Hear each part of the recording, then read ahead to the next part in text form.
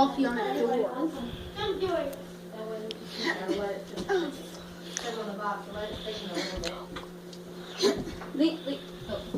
Levi. What? Why is your cat in my house? I just wanted a kitty.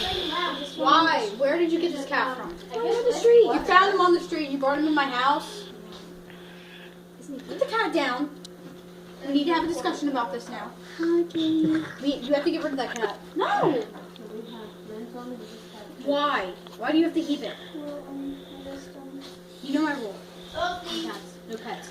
After the guinea pig incident, it's just a small guinea pig. It won't make a big mess.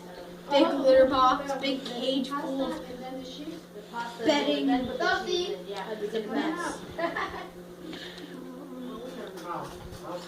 I just wanted a little kitty.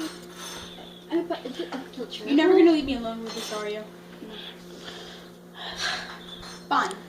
Keep one condition. That cat makes a single mess on my floor. The cat and you are going out of my house. Get it? Good. Now, go get that cat and keep an eye on it. If you don't keep an eye on that cat, and it makes a mess, I am throwing you out of my house.